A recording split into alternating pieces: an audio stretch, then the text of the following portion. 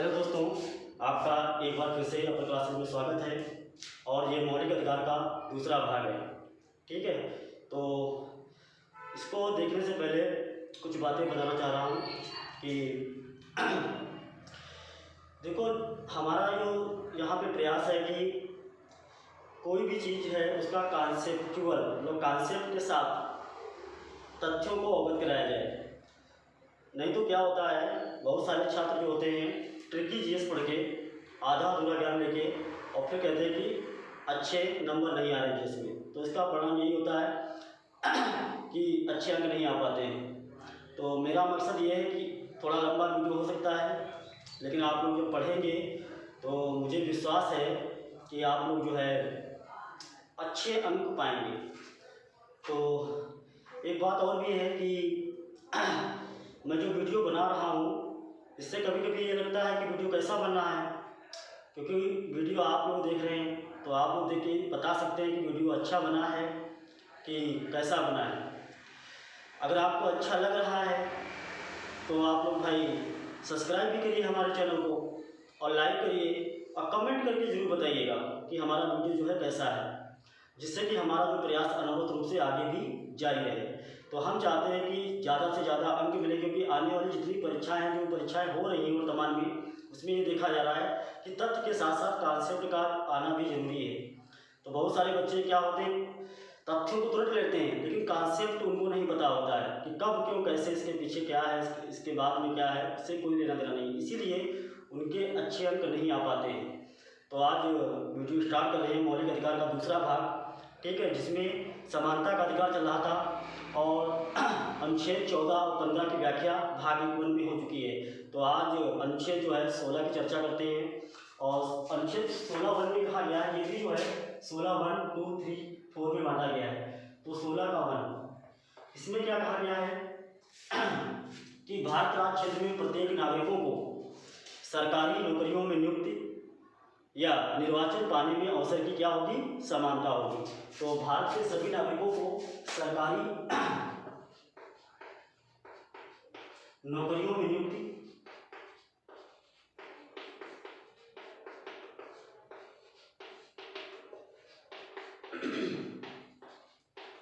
व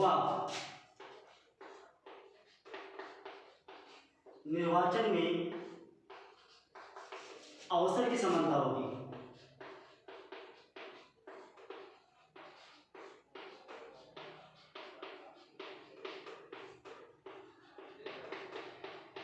ठीक है, तो भारत राज्य क्षेत्र में जहाँ जहाँ भारत की सीमाएं हैं, प्रत्येक नागरिकों का यह अधिकार होगा कि सरकारी नौकरियों में नियुक्ति पाएं और जो निर्वाचन में है समान अवसर की क्या होनी चाहिए, अवसर की समानता होनी चाहिए।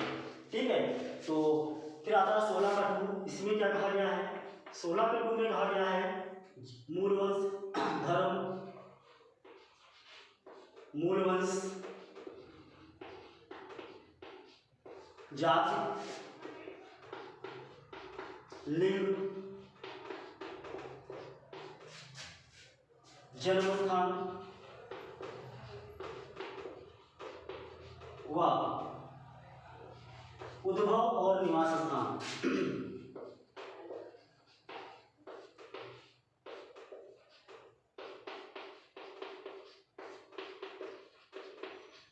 उद्भव और निवास स्थान के आधार पर सरकारी नौकरियों में नियुक्ति या निर्वाचन के अवसर की में कोई भी भेदभाव नहीं किया जाएगा। तो यहाँ पे हम आपको ये भी बताने वाले हैं कि जो आपको आर्टिकल 15 में सामाजिक समानता पढ़ाया गया, तो उसमें क्या था, धर्म, मूलवंश, जाति, लिंग व जन्म स्थान, ये 5 आधारों पे तो कहा गया था। लेकिन इसमें क्या है, उद्भव और निवास स्थान को भी क्या कर दिया गया है, जोड़ दिया गया है। तो भारत राज्य क्षेत्र में जितने भी नागरिक हैं, धर्म, मूलवंश, जाति, लिंग व जन्म स्थान तथा उद्भव के आधार पर सरकारी नौकरियों में नियुक्ति से वंचित नहीं किया जाएगा, अर्थात अवसर की क्या होगी, समानता होगी। ठीक है, तो पास 16 का 3 आया। 16 के 3 में ये कहा गया कि राज्य जो है कुछ नौकरियां जो हैं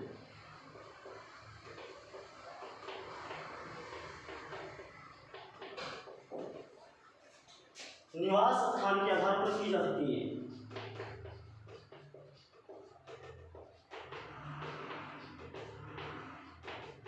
आधार पर कर सकता है।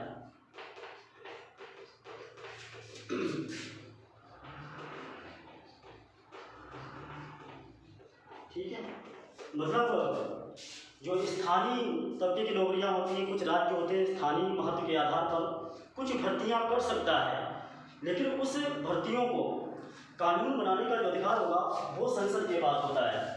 तो ऐसे कानून बनाने का अधिकार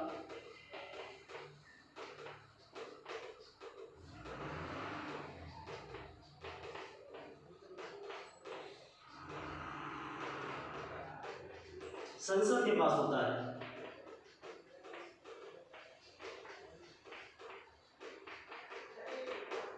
तो संसद ऐसे कानून बनाएगी जिसकी अहर्ता पूरे देश में एक समान लागू हो। ठीक है, तो यहाँ पे आर्टिकल 16 में 16 का वर्ग में कहा गया है कि सरकारी नौकरियों में नियुक्ति में निर्वाचन में अवसर की क्या होगी, समानता होगी। और सेकंड में कहा गया धर्म, मूल वंश, जाति, लिंग, जन्म स्थान व उद्भव व निवास स्थान के आधार पर सरकारी नौकरियों निर्वाचन के अवसर में समानता होगी। ठीक है, अर्थात उनके साथ कोई भी भेदभाव नहीं किया जाएगा। और थर्ड में कहा गया कुछ नौकरियों में जो है राज्य में भर्तियां कर सकता है, लेकिन उसमें भी कानून बनाने का अधिकार किसको है, देश की संसद को है, ना कि राज्य को है।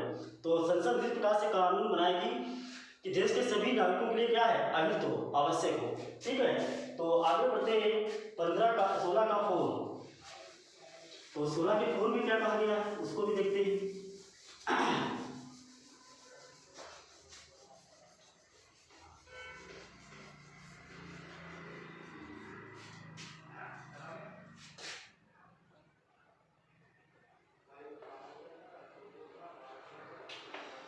16 के पूर्व में कहा गया है कि राज्यों के न्याय में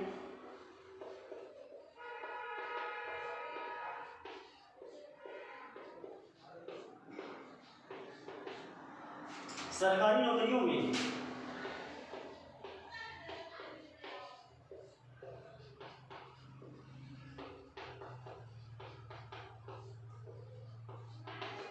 सामाजिक दर से पिछड़े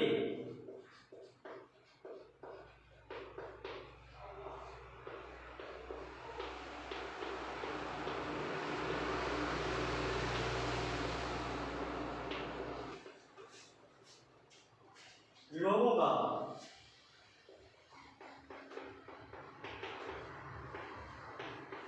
पर्याप्त प्रतिनिधित्व नहीं है,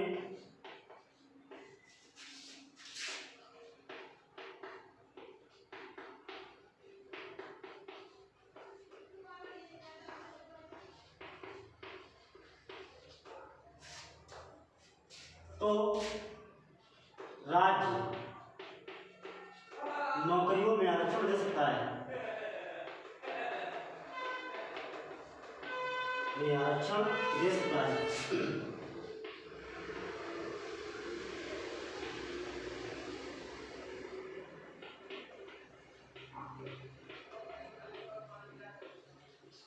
ठीक है, तो 16 के पूर्व में कहा गया कि यदि राज्य को लगता है कि सरकारी नौकरियों में सामाजिक दृष्टि से जो पिछड़े वर्ग हैं, विशेषकर ST SC या अनुसूचित जाति अनुसूचित जनजाति के लोगों का अगर पर्याप्त प्रतिनिधित्व नहीं है, तो सरकार क्या है नौकरियों में आरक्षण दे सकती है।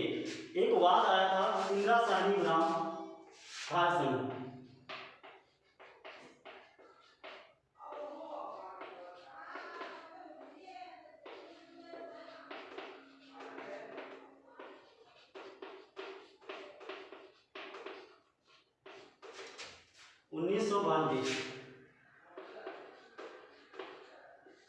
ठीक है, 1992 इंदिरा साहनी बनाम भारत संघ के मामले में सुप्रीम कोर्ट ने निर्णय दिया और निर्णय में दो बातें कही। पहली बात उसने क्या कही कि नंबर 1, पदोन्नति में आरक्षण नहीं होगा।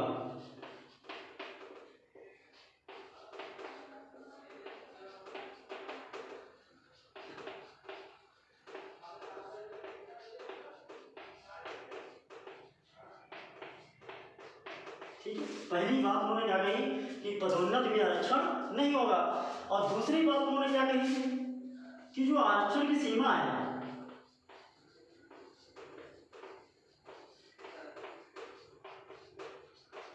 50% से अधिक नहीं होगी।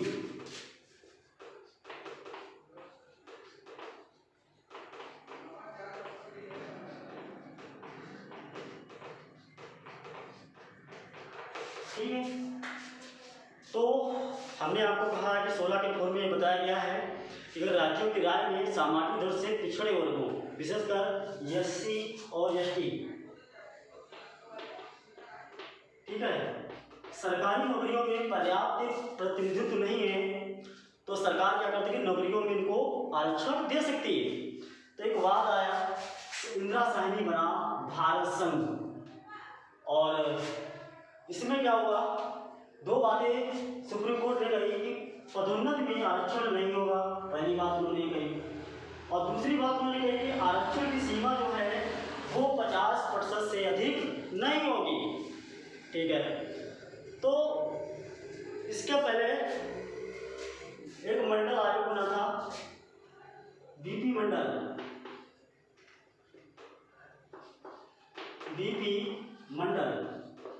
ठीक है, 1979 में बनाया गया था, और 1980 की रिपोर्ट में जो पिछड़ों को 27% का जो आरक्षण दिया गया था वो आधार यही था।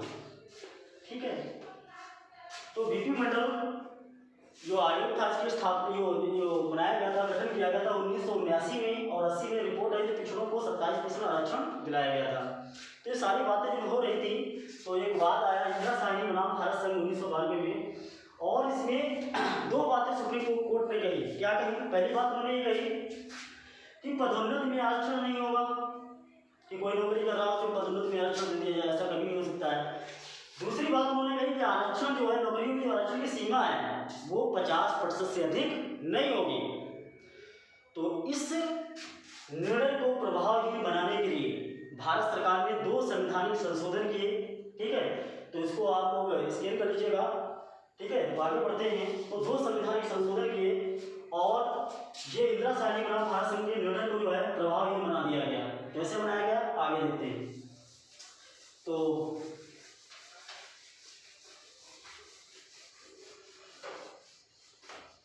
दो संवैधानिक संशोधन किए गए, 2।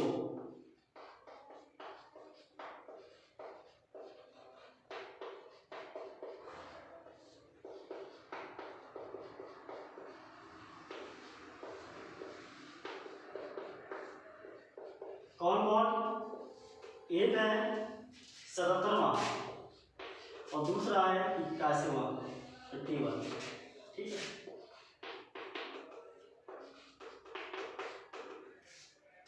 वेरी इंपॉर्टेंट है ये। 77वां जो है 1995 में आया,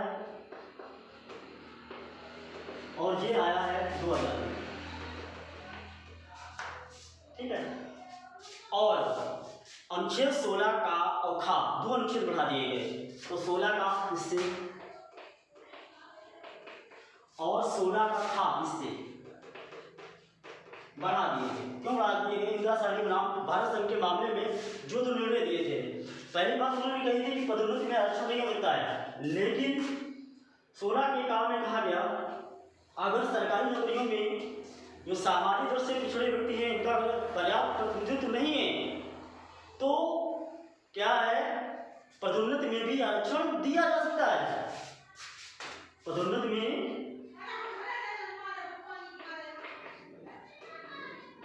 आरक्षण दिया जा सकता है।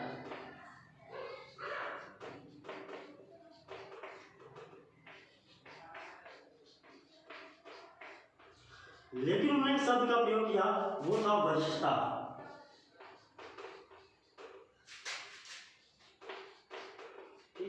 वरिष्ठता के आधार पे जो वरिष्ठ हैं, जो काफी अनुभवी हो चुके हैं, सिर्फ उन्हीं को क्या किया है, पदोन्नति दिया जाएगा। ठीक है, तो ये प्रभावी बना दिया गया। 77वां संवैधानिक संशोधन 1995 के 16 का जोड़कर।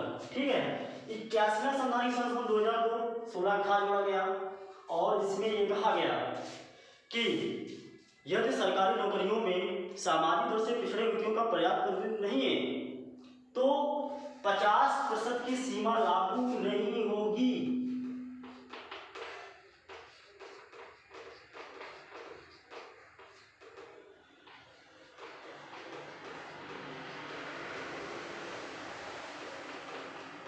या 50% की सीमा खत्म की जाती है।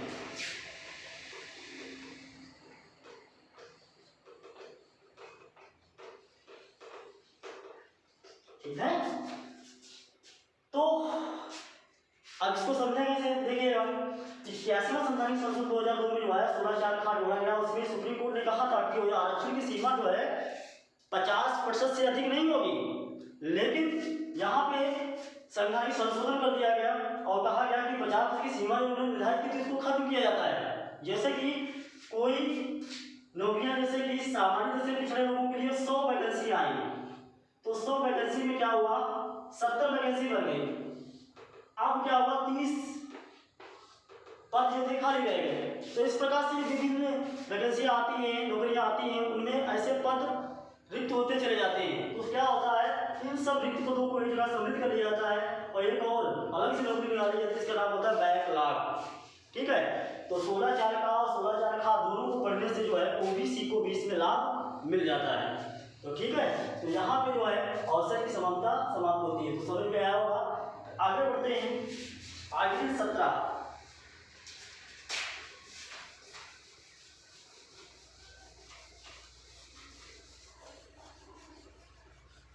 अनुच्छेद 17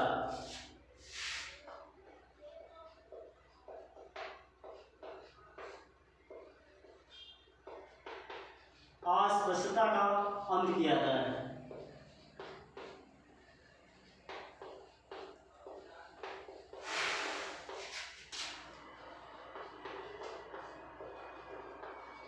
और इसका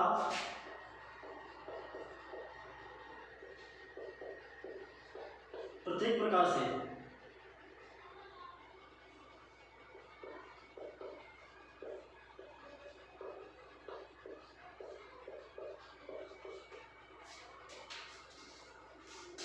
बंद किया जाता है।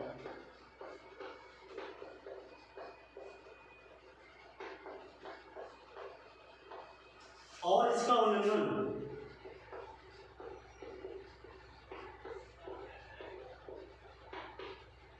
दंडनीय अपराध होगा।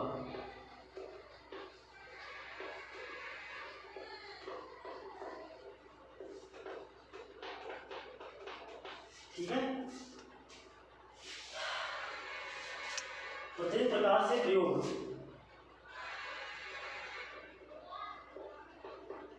प्रत्येक प्रकार से जो है प्रयोग को बंद किया जाता है और इसका उल्लंघन दंडनीय अपराध होगा। तो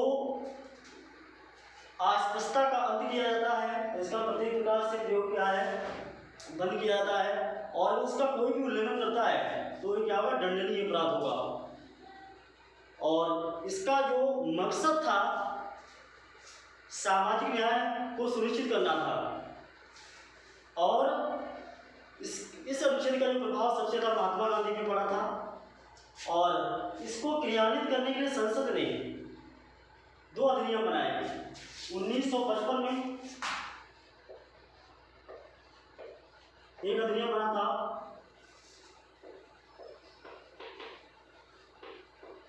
अस्पृश्यता निवारण अधिनियम। ठीक है, मतलब इस आर्टिकल को क्रियान्वित करने के लिए संसद ने अधिनियम बनाया 1972 में, अस्पृश्यता निवारण अधिनियम। तो उनको लगा शायद इससे काम नहीं चलने वाला है, तो 1976 में और कठोर बना के इसका नाम बदल दिया गया, नागरिक संरक्षण अधिकार अधिनियम।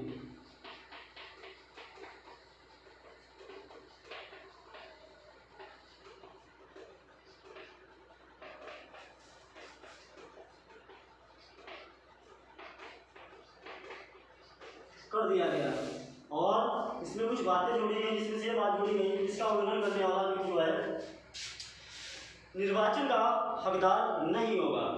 ठीक है, तो चुनाव लड़ने का अधिकारी नहीं होगा। तो किसी समझ लीजिएगा अस्पृश्यता का जो है अंत किया जाता है। आर्टिकल 17 में वेरी वेरी इंपॉर्टेंट है, कई बार परीक्षा में पूछा गया, और प्रत्येक प्रकार से उसका प्रयोग है बंद किया जाता है, प्रतिबंध लगाया जाता है और इसका उल्लंघन दंडनीय अपराध होगा। ठीक है, इसको क्रियान्वित करने के लिए भारतीय संसद ने 2 अधिनियम बनाया। पहला अधिनियम बनाया 1955 में अस्पृश्यता निवारण अधिनियम, ठीक है, और इसको कठोर बनाते हुए 1976 में नागरिक संरक्षण अधिकार अधिनियम रख दिया गया, ठीक है। फिर चलते हैं आगे अनुच्छेद की तरफ। अनुच्छेद 18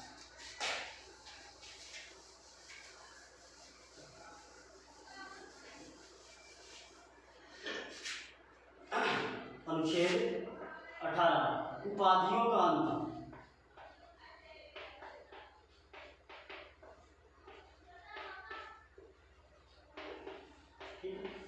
इसके बारे में जो है 2-3 पॉइंट बताए गए हैं। तो 18 के वन में कहा गया है, वेरी वेरी इंपॉर्टेंट है 18 वन, और इसमें कहा गया है विद्या,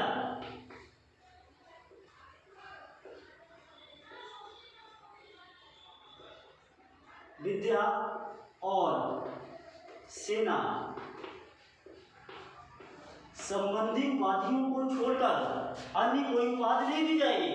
कई बार परीक्षाओं में पूछा भी गया है किन किन उपाधियों की बात की गई है जो विद्या से संबंधित है, जिसमें बीए हो गया, एमए हो गया, एमफिल हो गया, पीएचडी हो गया, ये सारे शिक्षा के क्षेत्र में होते हैं और विद्या के क्षेत्र में आते हैं। तो विद्या और सेना, सेना में परमवीर चक्र, अशोक चक्र, ठीक है, शौर्य चक्र, जो ये पुरस्कार है, जो मतलब ये उपाधियां हैं, इनको छोड़कर अन्य राज्य जो है अन्य कोई भी उपाधि नहीं देगा। तो कई बार परीक्षाओं में पूछा गया है कि कौन सी उपाधि भारतीय संविधान में कही गई है, तो विद्या और सेना संबंधी उपाधियों के बारे में बताया गया है, ठीक है। 18 का 2 इसमें कहा गया कि जो देश का नागरिक है, जो नागरिक है, विदेशों से कोई भी बात ग्रहण नहीं करेगा।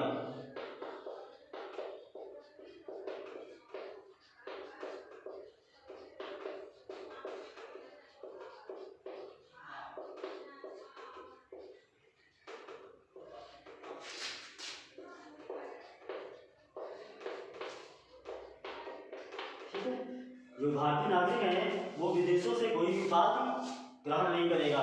और 18 का जो 3 है, 18 के 3 इसमें कहा गया है कि कोई गैर नागरिक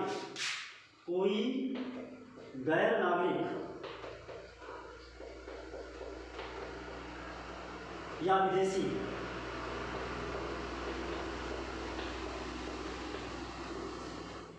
जो भारत में लाभ के पद पर है, लाभ और विश्वास के पद पर है, जो भारत में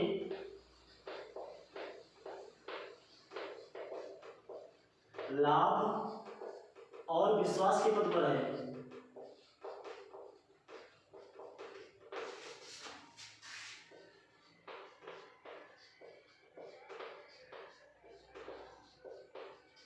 राष्ट्रपति की अनुमति के बगैर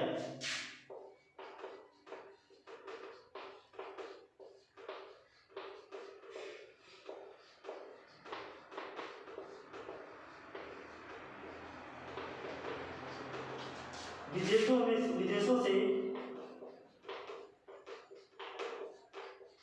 कोई भी बात ग्रहण नहीं करेगा।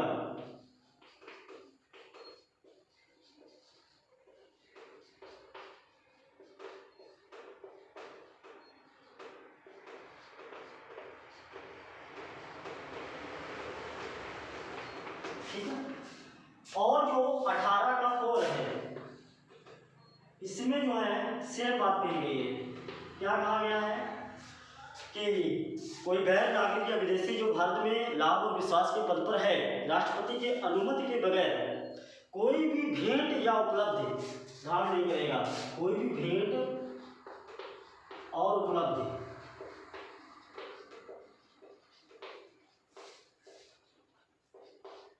ग्रहण नहीं करेगा।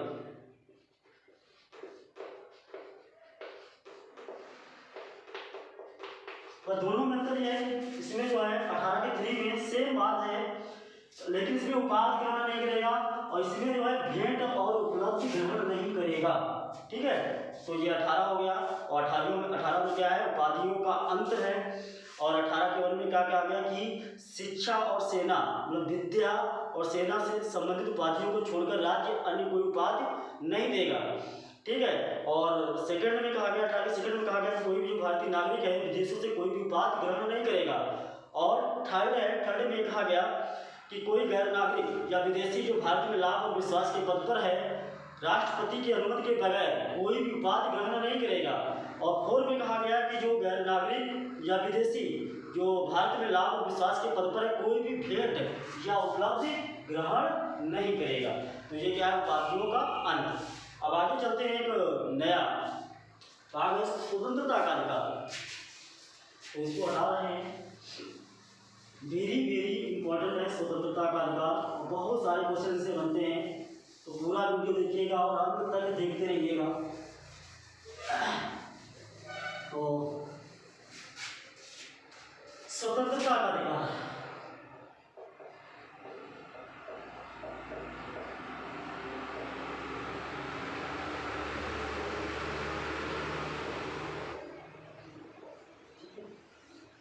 तो इसका जो उल्लेख किया गया है आर्टिकल 19 से लेके 22 तक में।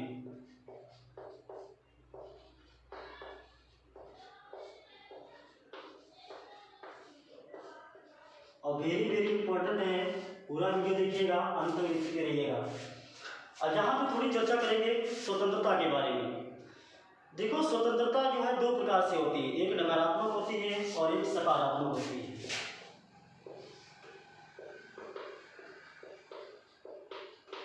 एक होती है नकारात्मक और एक होती है सकारात्मक।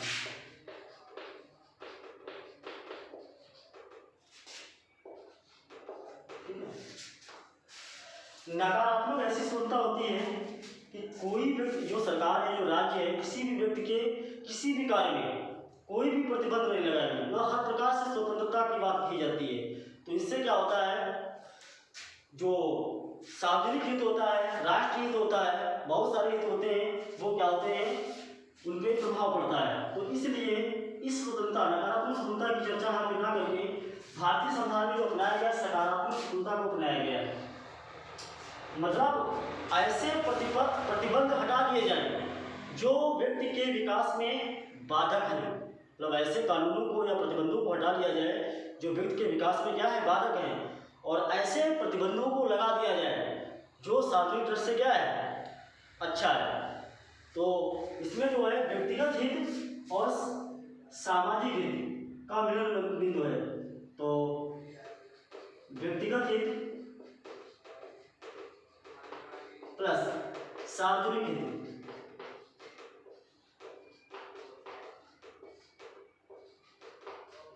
को भारतीय संविधान में समाहित किया गया है। तो अनुच्छेद 19 से लेकर 22 तक में जो स्वतंत्रता दी गई है वो अबाध नहीं है, उस पर भी प्रतिबंध लगाया गया है। किसके आधार पर, देश की एकता के आधार पर, एकता और अखंडता के आधार पर, सार्वजनिक हित के आधार पर, ठीक है, न्यायालय की अवमानना के आधार पर, विभिन्न प्रकारों से जो है स्वतंत्रता पर जो है प्रतिबंध लगाया गया है। तो आप बात करते हैं स्वतंत्रता का अधिकार 19 से लेकर 22 तक में, तो पढ़ते हैं। तो आर्टिकल 19 यहाँ से स्टार्ट करते हैं, अनुच्छेद 19, अनुच्छेद 19 इसके बारे में चर्चा करते हैं। देखो मूल संविधान में जो है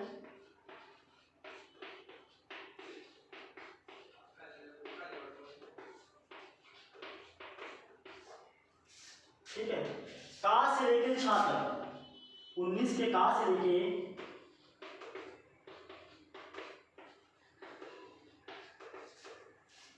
छा तक में 7 स्वतंत्रताओं का उल्लेख किया गया था।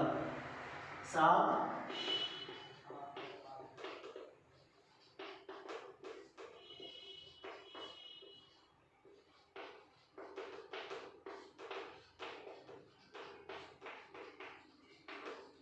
ठीक है, का से लेकर छा तक में 7 स्वतंत्रताओं का उल्लेख किया गया था। लेकिन 44वें संवैधानिक संशोधन के द्वारा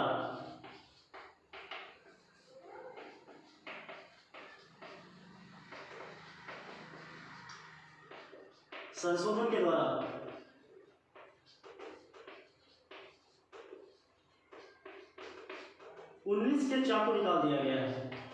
इसमें क्या था, संपत्ति का अर्जन करना, धारण करना, ठीक है, इसको सबको क्या कर दिया गया, इसको निकाल दिया गया है। अब जो है का से लेकर छात्र में जो है 6 स्वतंत्रताओं का उल्लेख किया गया है। तो एक एक के बारे में चर्चा करेंगे और बताने का प्रयास करेंगे। तो बढ़ते हैं आगे।